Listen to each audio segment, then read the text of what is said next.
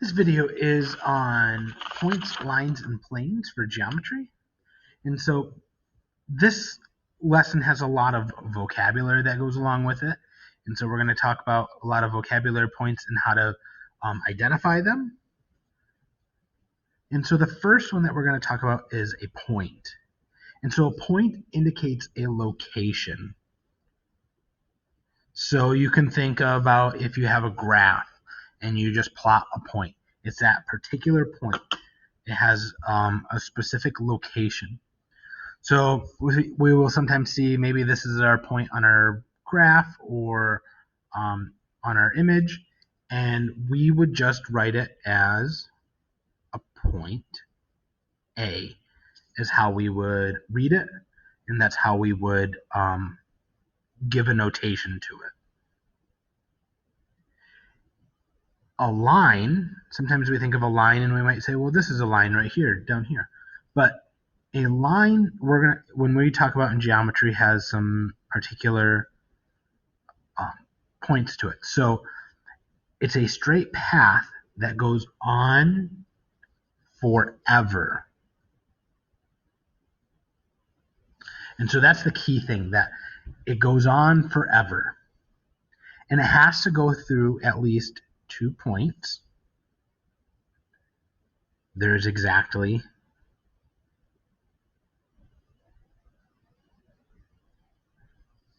one line.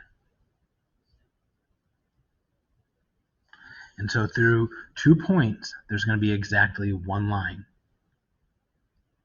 And then with lines, where 2 lines intersect or cross or meet at a point. So when we see a line, we'll know that it's a line because it's going to have arrows on both sides. That indicates that it goes on and on forever. These 2 points right here, A and B, there's only going to be one line that will go through there because it has to be straight. It's a straight path. So I can't have a curved thing that goes through here. It would not be a line then. A line has to be straight. So the way that we notate this, because I'm not going to write line AB, but what we're going to write is an A and a B, and then on top of it, we draw a little mini line. This is how I indicate that what I'm talking about is a line. So it has the arrows on both sides, just like our line.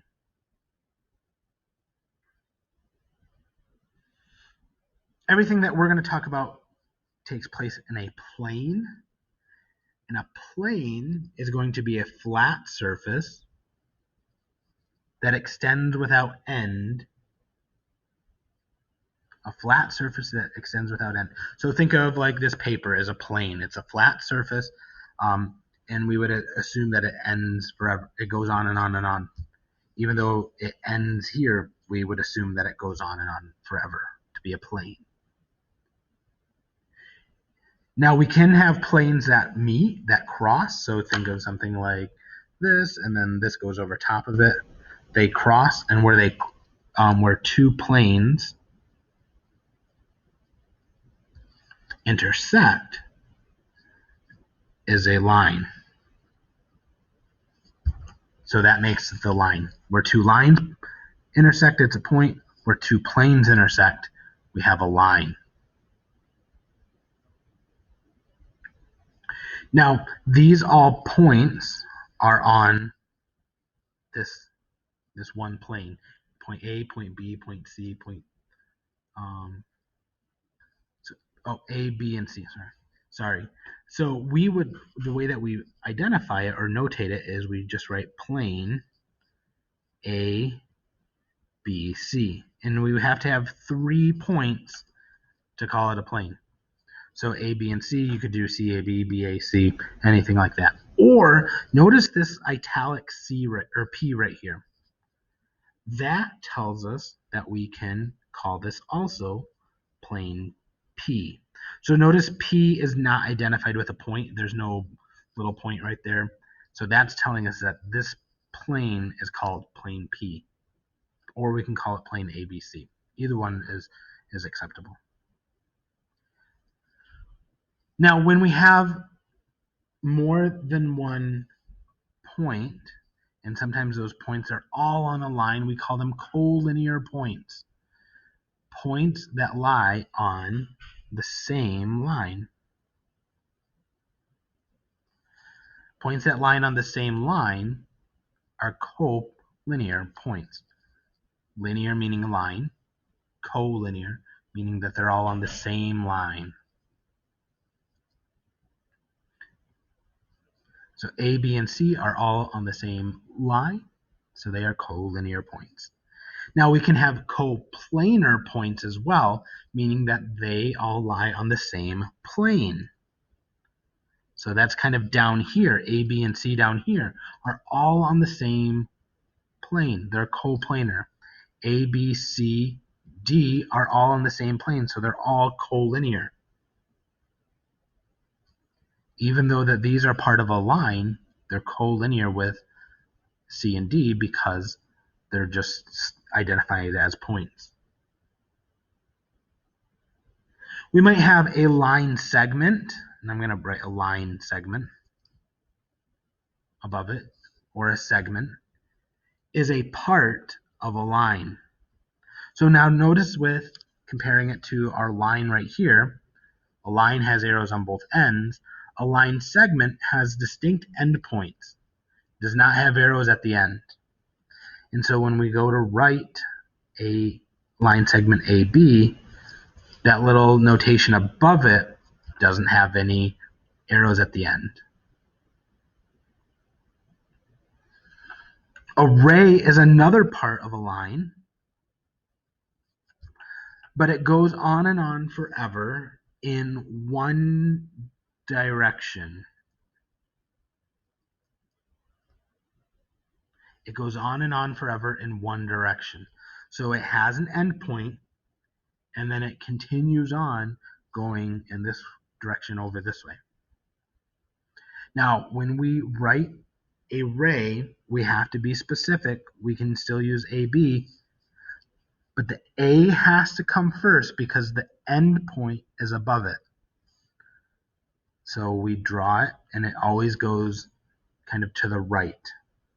We always draw it with the arrow going to the right. If I would say, and we would read this as ray AB. Ray BA would be different. That would mean it would be a point to the opposite direction. So we'll kind of see that in here with opposite rays are two rays that share an endpoint.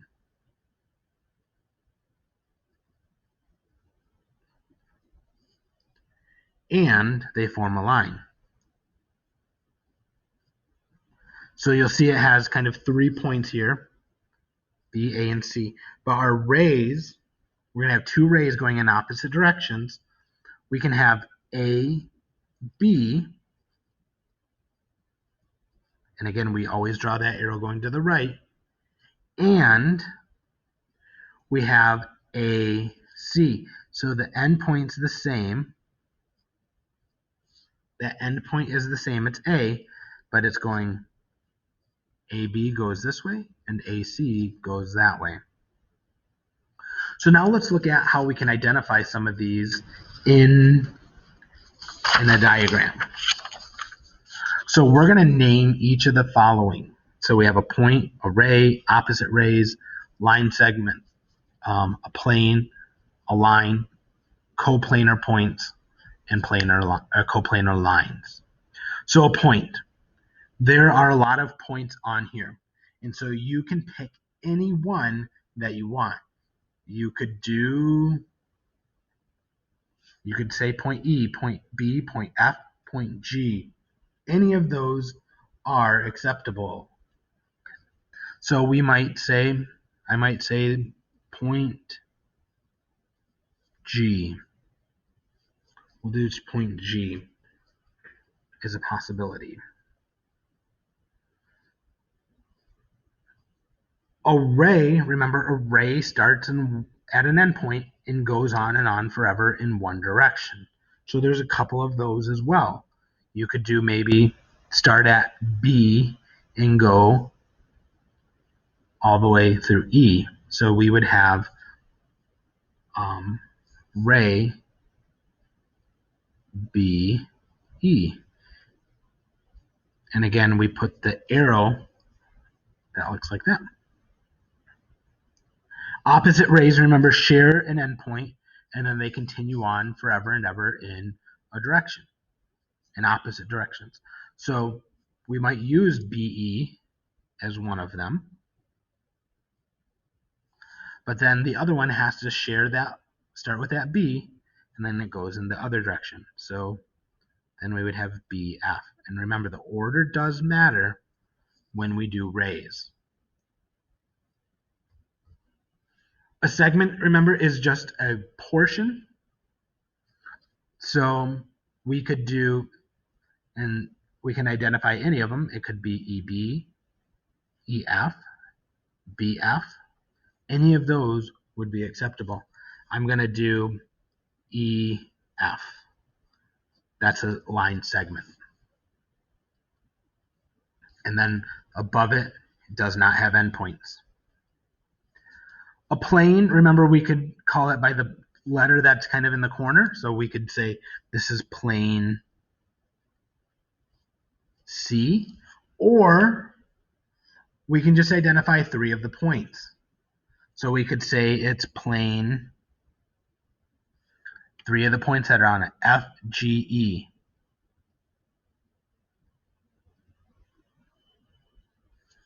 Any of those. A line, remember, continues on and on forever and ever in both directions. There's actually 2 lines on here. One of them we could maybe call BF. We've kind of been dealing with that line. Remember, the notation for that has arrows on both sides. Or, we didn't talk about this before, but these little italic lowercase letters next to those lines are another way that we can identify a line. So I could say we have line M, and notice line M is kind of going through the paper. That's why that's, or through that plane, why the dotted line right there. Coplanar points, points that are all on the same plane. So we have E, B, and F. Those are all coplanar, all on the same point. And then we have coplanar lines, lines that are all in the same plane. So we have our one with EF.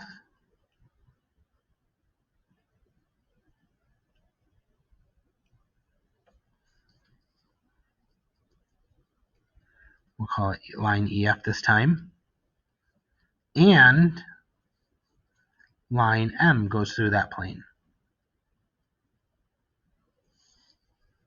And so that's how we can identify these. We're going to use these as examples. As we do our work, you can see, oh, ray BE, what do we call ray BE? Okay, that was that one. Point G, oh, there's a point right there. So we can use this as a guide to help us as we go through and identifying points, lines, planes, rays, line segments, coplanar points, and coplanar lines.